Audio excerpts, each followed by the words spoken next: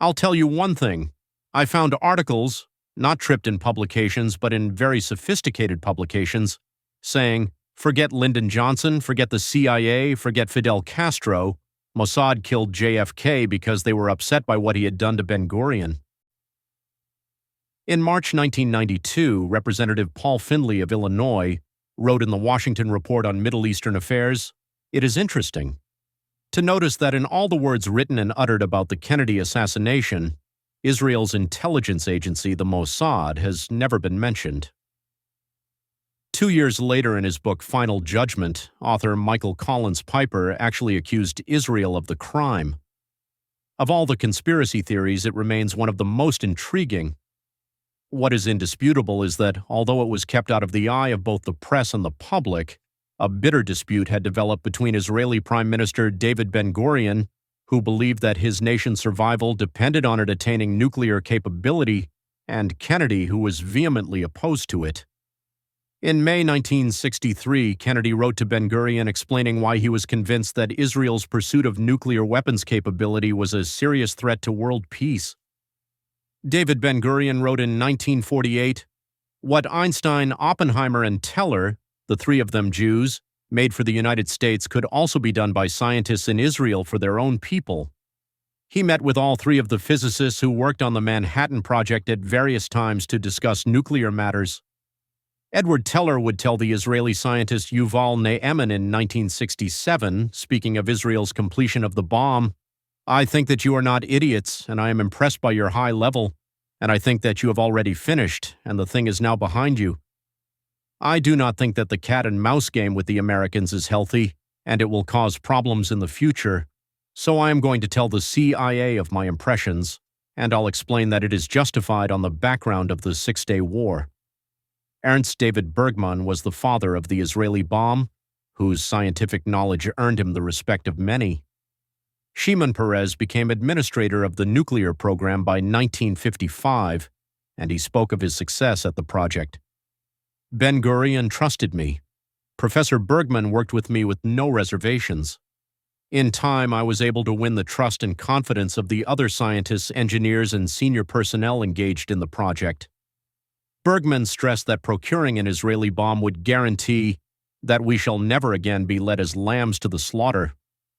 André Finkelstein, who served as the Director General of the French Atomic Energy Commission, said that in 1958, when de Gaulle came back to power, he wasn't so much against Israel, but he wanted to make peace in Algeria, so he had to make something to appease the Arabs. And he said, "We have to stop Project Dimona immediately. The orders came from Paris. You have to get rid of all the personnel in your company." The same day, the Israelis started another company and took back all the same people to finish the project. Even under de Gaulle, it could be done. Continuing the Atoms for Peace program, the U.S. gifted Israel with a small research reactor with the explicit instructions to not use it for production of plutonium. The U.S.-built reactor was situated in Nahal Sorek. Although HEU fuel was being produced at Nahal Sorek by 1961, this could not be used for nuclear weapons production because U.S. inspectors were constantly safeguarding it. But Bergman and other Israeli scientists immediately got to work upgrading it so as to conduct more advanced experiments in plutonium separation, according to a letter distributed amongst project officials. The reactor was insufficient to meet their plutonium needs, so they approached the French for a new reactor in the Negev desert. Peres was responsible for a secret deal with France in 1956 for the country to supply Israel with something like nuclear capacity. Due to the alliance between France and Israel during the Suez Crisis, French Prime Minister Guy Mollet said that France owed the nuclear bomb to Israel, since he felt that France had failed Israel in the conflict by withdrawing troops after being threatened by the Soviet Union. Charles de Gaulle was not informed that the reactor would be used for nuclear weapons production. By late 1957, the Israelis and French working on the project decided that Dimona, a settlement in Negev, would be the site for the new reactor. By the end of the 50s, there were 2,500 French citizens living in Dimona, transforming it from a village to a cosmopolitan town, complete with French lycées and streets full of Renaults, and yet the whole endeavor was conducted under a thick veil of secrecy. In 1959, American U-2 spy planes captured photos of the excavation occurring at Dimona. Eisenhower was immediately notified, but he ignored the warnings. Dino Brugioni, the CIA photography analyst who discovered what was happening at Dimona, said, "Whenever you get something on the Israelis and you move it along, you'd better be careful, especially if you've got a career." An agreement was reached with Norway in 1959 to purchase 20 tons of heavy water, deuterium oxide, needed for the reactor. Norway only made one inspection in Israel, which was in 1961, 2 years before the Dimona reactor was completed. Julian Borger of The Guardian writes, Israel refused to countenance visits by the International Atomic Energy Agency, IAEA, so in the early 1960s, President Kennedy demanded they accept American inspectors. U.S. physicists were dispatched to Dimona but were given the runaround from the start. Visits were never twice yearly as had been agreed with Kennedy and were subject to repeated postponements. The U.S. physicists sent to Dimona were not allowed to bring their own equipment or collect samples. The lead American inspector, Floyd Kuehler, an expert on plutonium extraction, noted in his reports that there were newly plastered and painted walls in one of the buildings. It turned out that before each American visit, the Israelis had built false walls around the row of lifts that descended 6 levels to the subterranean reprocessing plant. Following JFK's dismissal of CIA Director Allen Dulles after the failure of the Bay of Pigs, he appointed AEC Director John McCone to the vacant position. JFK's choice of McCone to head the CIA was due to the latter's willingness to publicly blow the whistle on Israel's nuclear program by giving information to the New York Times. France conducted their first nuclear test on February 13, 1960 in Algeria, and Israel's first bomb would be designed on the French bomb used for the test. Ben-Gurion and Peres searched for Zionist donors for Dimona, with Ben-Gurion estimating total costs to buy $20 million in a 1958 diary entry, and Peres wrote it ended up costing $80 million. Estimates on the U.S. side were much higher, with the numbers Eisenhower received being between $100 and $200 million, and John Haddon, CIA station chief in Tel Aviv from 1963 to 1967, estimated that the bomb cost Israel $100 million, and its Jericho missile delivery system cost another $100 million. Abraham Feinberg led the funding efforts in the U.S. for Dimona. His role as lobbyist for Israel's interests and fundraiser for the Democratic Party required JFK to get on his good side if he wanted the Jewish vote.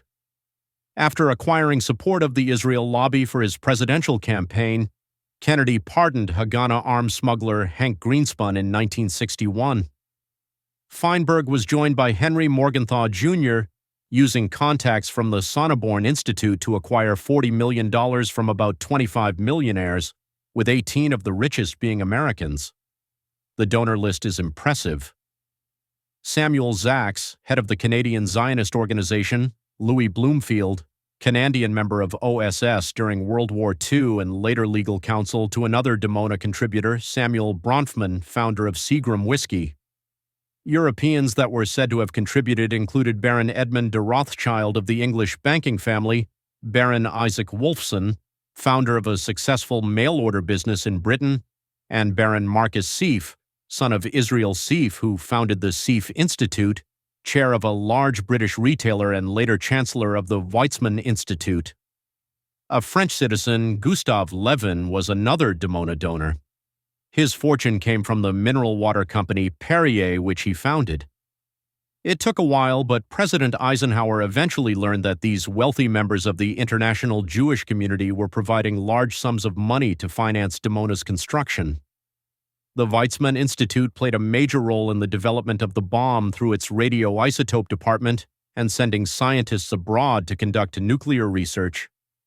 Information in the intelligence community about Dimona was slow to spread, most likely due to James Jesus Angleton wanting the CIA to maintain a strong working relationship with Mossad.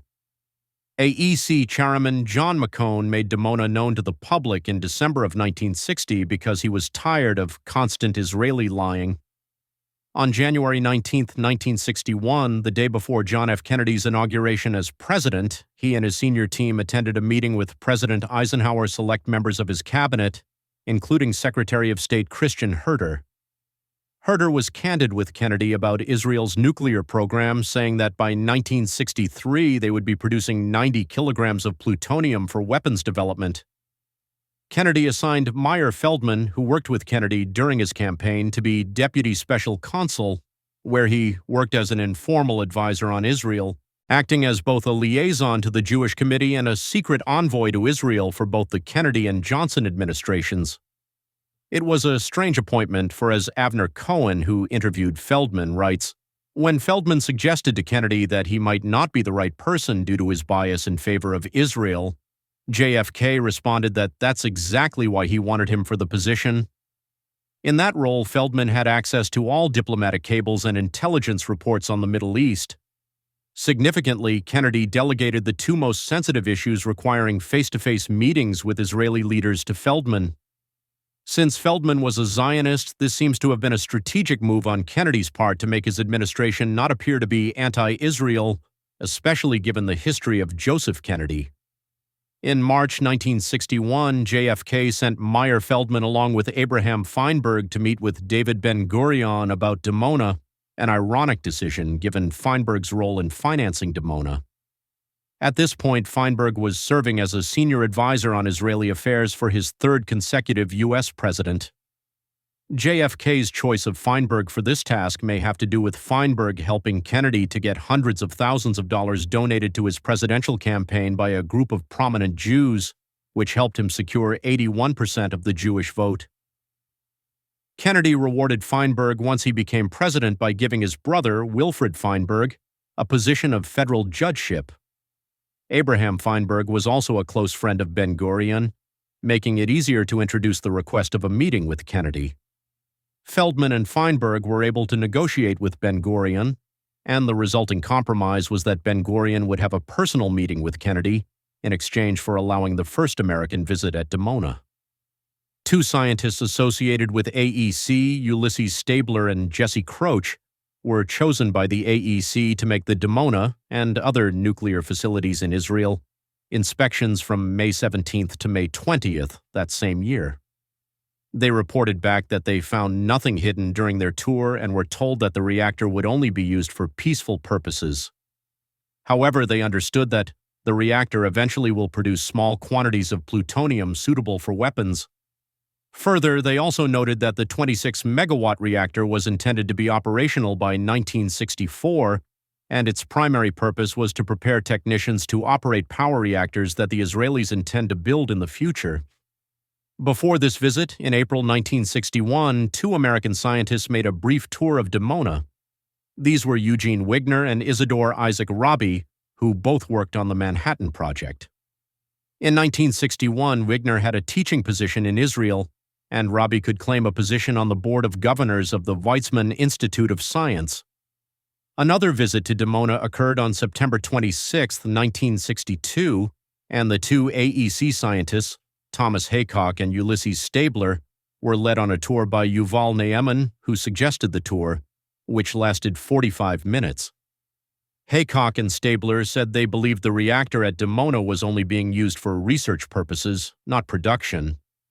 They were called visits, the proper diplomatic terminology, even though there was no ambiguity about them being inspections. According to Seymour Hersh, the most important factor in Ben-Gurion's decision to permit the inspections was the Kennedy administration's decision in mid-1962 to authorize the sale of Hawk surface-to-air missiles to Israel. The United States had provided Israel with specialized military training and sensitive electronic gear in the past, but sale of the Hawk, considered an advanced defensive weapon, was a major departure from past policy of selling no weaponry to Israel, and as Israel had to hope, could lead to future sales of offensive American arms. However, part of the agreed-upon compromise was that the IAEA would not be involved. Ben-Gurion got his meeting with Kennedy on May 30, 1961 in New York at the Waldorf Astoria Hotel. Their discussion was centered around Dimona, and Ben-Gurion stressed that the reactor was necessary for producing electricity for Israel, although this was a lie and Dimona produced no electricity.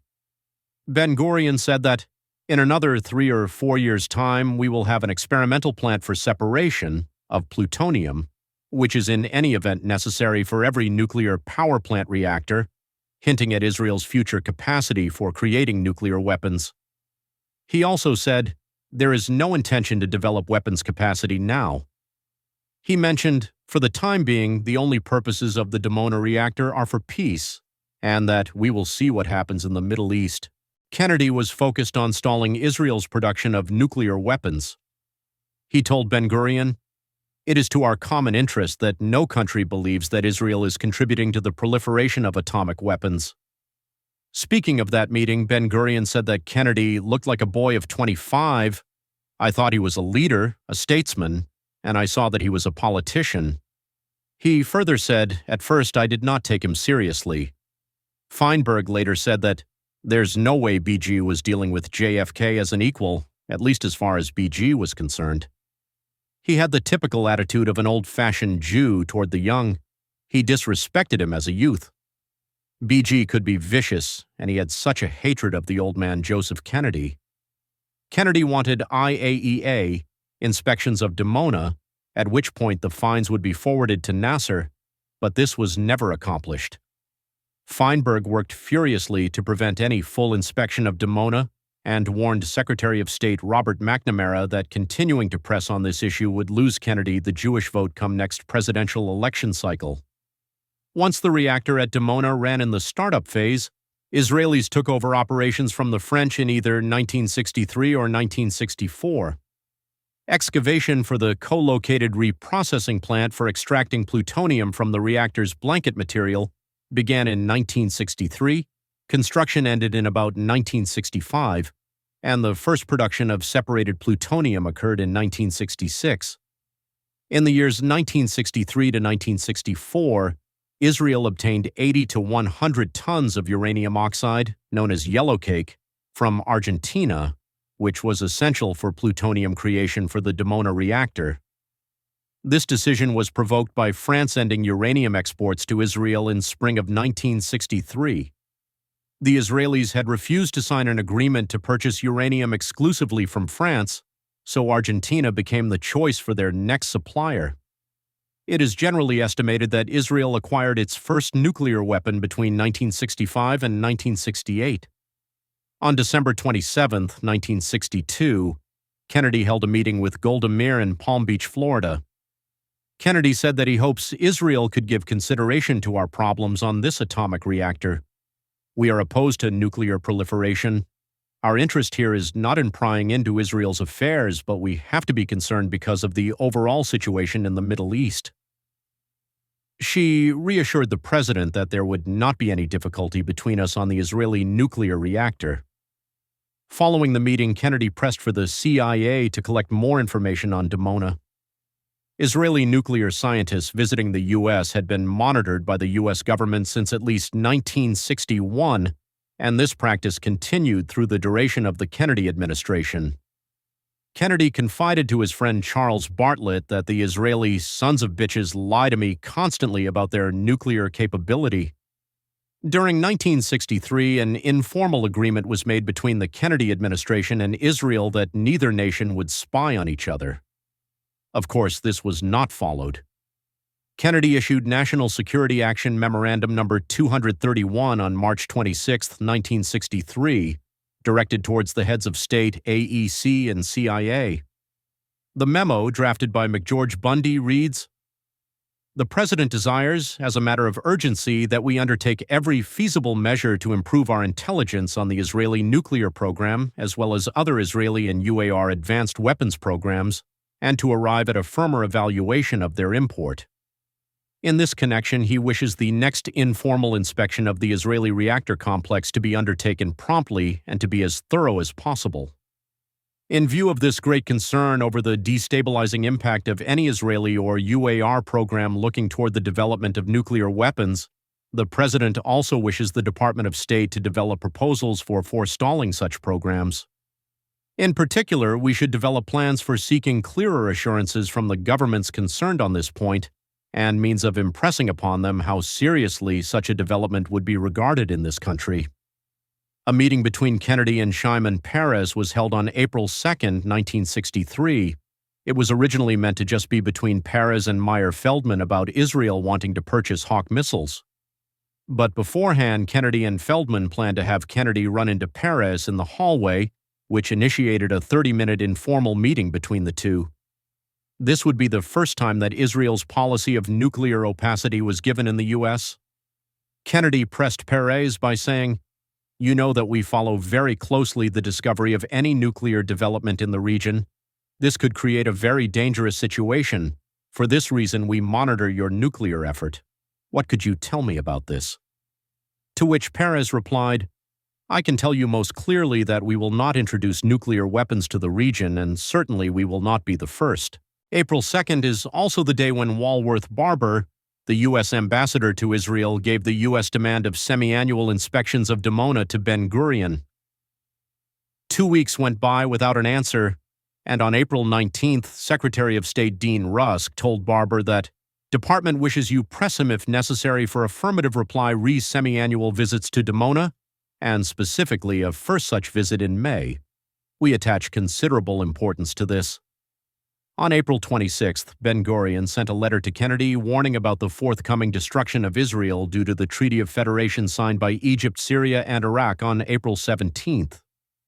He expressed his desire for the U.S. and USSR to sign a declaration to the effect that they jointly guarantee the territorial integrity and security of every state in the Middle East, that any state that threatens her neighbors or declares that she is in a state of war with her or refuses to recognize her existence will receive no assistance of any kind, financial, political, or other, from the two powers or, inasmuch as it depends on the two powers, from their allies or from other countries. No mention was made about Kennedy's request for semi-annual visits to Dimona. If Ben-Gurion was hoping to draw attention from this point, he was mistaken. On May 4th, in replying to Ben-Gurion's letter, Kennedy denied his request for a joint declaration with the USSR, noting that Khrushchev would not agree due to his involvement in the Arab world. He also made clear that Ben-Gurion was, honestly or not, overreacting to the Arab statement. Kennedy wrote, "I hope you will understand me if I add that in our judgment in Washington, the practical significance of those declarations is not substantively different from that of the many earlier similar declarations put out in other forms and phrases." He returned the discussion back to nuclear weapons implicitly by writing, "The danger which we foresee is not so much that of an early Arab attack as that of a successful development of advanced offensive systems. I have expressed before my deep personal conviction that reciprocal and competitive development of such weapons would dangerously threaten the stability of the area. I believe that we should consider carefully together how such a trend can be forestalled." Ambassador Barber met again with Ben-Gurion on May 5th, pressing for semi-annual visits. A telegram written by Dean Rusk sent to Barber describing the meeting tells that Ben-Gurion was attempting to throw question of Dimona inspections into arena of bargaining for things Israel wants from us, such as security guarantee. Rusk also mentions, in answer to the Israeli charge that we are not insisting on inspection in the Arab countries, you should say that we have a good line on any Arab nuclear efforts, and that these do not amount to a serious program. Therefore, we consider this argument not to be a valid one from the standpoint of the advanced Israeli program. On May 12, 1963, Ben-Gurion sent another letter to Kennedy.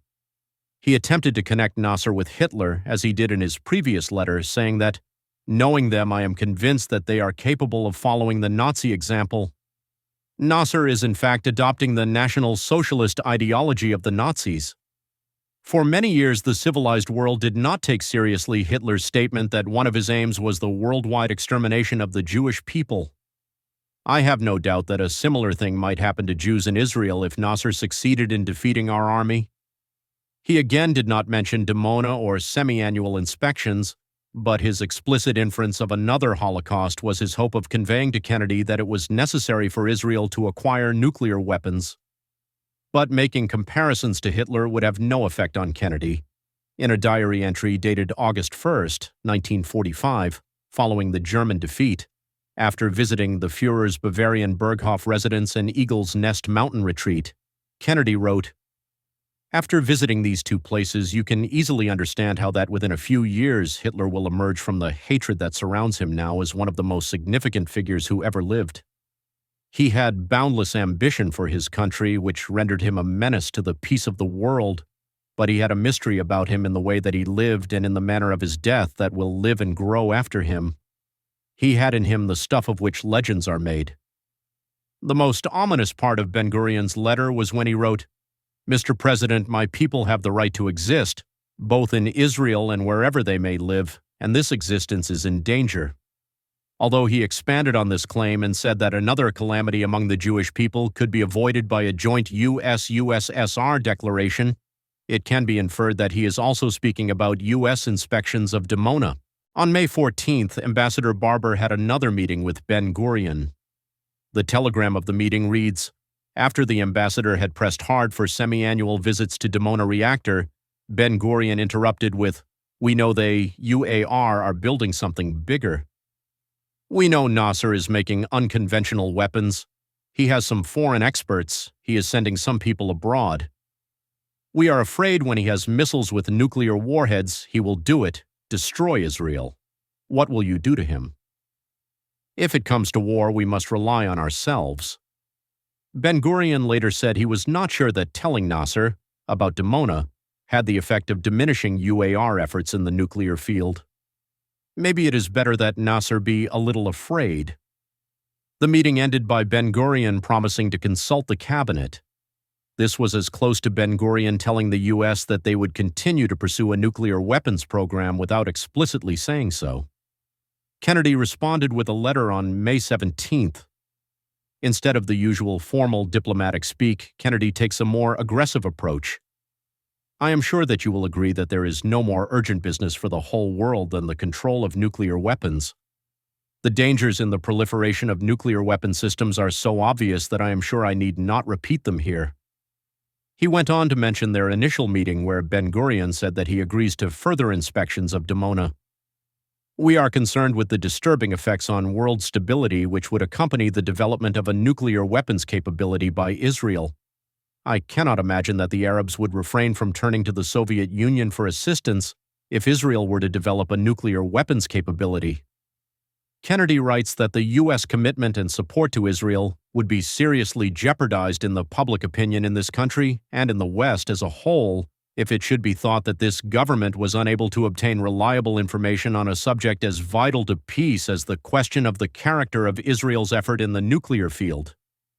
He ignores Ben-Gurion's frenzied claims of Israel's existence being in jeopardy by writing, "I can well appreciate your concern for developments in the UAR, but I see no present or imminent nuclear threat to Israel from there. I am assured that our intelligence on this question is good, and that the Egyptians do not presently have any installation comparable to Dimona, nor any facilities potentially capable of nuclear weapons production." Ben-Gurion replied with a letter on May 27th. He wrote that Dimona is still being used for peaceful purposes. Regarding the request for semi-annual visits, he writes, "While we do not envisage a system of formal United States control at the Dimona reactor which the United States has not helped to establish or construct, as in the case of the reactor at Nachal Sorek, we do agree to further annual visits to Dimona by your representatives such as have already taken place. The startup time of the Dimona reactor will not come until the end of this year or early in 1964. At that time, the French companies will hand the reactor over to us. I believe that this will be the most suitable time for your representatives to visit the reactor. At that stage, they will be able to see it in an initial stage of operation, whereas now nothing new is going on there except building construction." Kennedy's reply on June 15th reiterated the need for semi-annual inspections.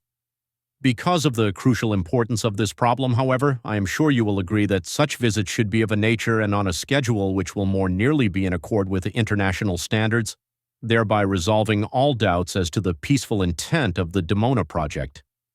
Therefore, I asked our scientists to review the alternative schedules of visits we and you have proposed. If Israel's purposes are to be clear to the world beyond reasonable doubt, I believe that the schedule which would best serve our common purposes would be a visit early this summer, another visit in June 1964, and thereafter at intervals of 6 months. I am sure that such a schedule should not cause you any more difficulty than that which you have proposed. It would be essential, and I take it that your letter is in accord with this, that our scientists have access to all areas of the Dimona site and to any related part of the complex, such as fuel fabrication facilities or plutonium separation plant, and that sufficient time be allotted for a thorough examination. This schedule was recommended by the State Department so as to allow a thorough inspection before the reactor went critical.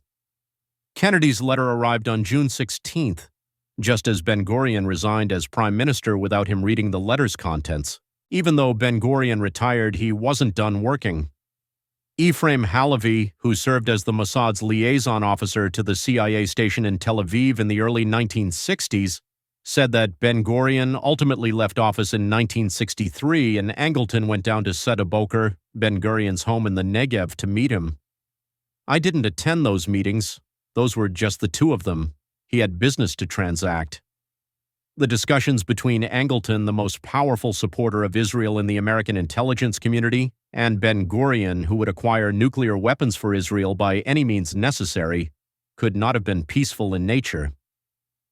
Levi Eshkol, Ben-Gurion's successor, took office on June 26th. On July 4th, Kennedy sent a letter to the new prime minister. The content was similar to his unread June 15th letter, containing his proposal for comprehensive semi-annual inspections, and he made sure that Eshkol understood that America's commitment to and support of Israel could be seriously jeopardized if it should be thought that we were unable to obtain reliable information on a subject as vital to peace as the question of Israel's effort in the nuclear field. Eshkol responded with a letter to Kennedy and conversing with Barber on July 17th. He said that he needed to review the situation before giving a formal response as how to proceed. He also told Barber that he was surprised at Kennedy declaring that U.S. commitment to Israel could be jeopardized. He went on to ask how the U.S. would react about a possible proposal from Israel that Israel would consult the U.S. in advance in the event that sometime in the distant future, developments in the Middle East made it necessary for her to embark on a nuclear weapons program. The formal reply from Eshkol came August 19th. He did not agree to Kennedy's suggestion of a summer visit that year, instead opting for the end of the year, as per Ben-Gurion's May 27th letter. As for the biannual inspections, he wrote, "In your letter of July the 5th, Mr. President, you further proposed that from June 1964, invitations to United States representatives to visit Dimona be extended at intervals of 6 months.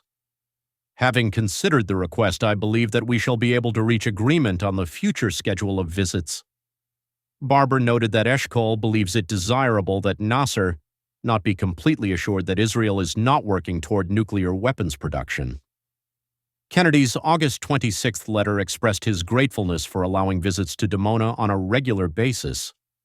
Barber was told to inform Eshkol that Kennedy has not decided whether information of the visits should be passed on to Nasser, but notes that there are real security advantages for security in setting to rest any fears which might otherwise lead to nuclear weapons acquisitions efforts by others in the area.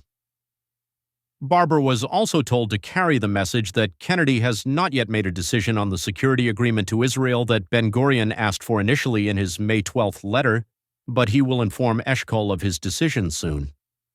This was the last known correspondence between the president and prime minister before Kennedy's untimely death. When Kennedy was murdered, Israeli leaders feigned remorse while in public. Jewish communities across America and farther afield held memorial services for the slain president. Israel's President Zalman Shazar and Foreign Minister Golda Meir flew to Washington, where they attended a requiem mass and a memorial service at a local synagogue. The Weizmann Institute, members of whom contributed to the Israeli bomb, did their part in the cover-up. An article in the Times of Israel claims, less than 2 weeks after the day he was assassinated, Kennedy had been scheduled to address a New York dinner for Israel's Weizmann Institute of Science. The president's planned appearance had been touted as a milestone for the institute, which instead set to the task of creating a memorial for Kennedy. The institute ended up awarding fellowships and prizes to scientists in his memory. The Weizmann Institute continues to award its Kennedy Prizes to the present day. Once Lyndon Johnson assumed the presidency, Israel would feel less pressure exerted from the U.S. Although annual visits continued throughout his presidency, lasting from 1964 until being discontinued in 1969, Johnson did not take much interest in them. John McCone pressed Johnson to take a stronger hand in non-proliferation with Israel, but was ignored. McCone resigned from his position of director of the CIA because, as he said, "When I cannot get the president to read my reports, then it's time to go." By 1968, government officials close to Johnson realized that the president was not serious about preventing Israeli bomb production. Avner Cohen and William Burr explained, "It turned out that Kennedy's insistence on biannual visits to Dimona was not implemented. U.S. government officials remained interested in such a schedule, and President Lyndon B. Johnson did raise the issue with Eshkol, but he never pressed hard on the subject the way that Kennedy had." Lyndon Johnson said to an Israeli diplomat, "You have lost a very great friend, but you have found a better one." As Seymour Hersh wrote, Johnson's strong emotional ties to Israel and his belief that Soviet arms were altering the balance of power in the Middle East drove him to become the first American president to supply Israel with offensive weapons and the first publicly to commit America to its defense.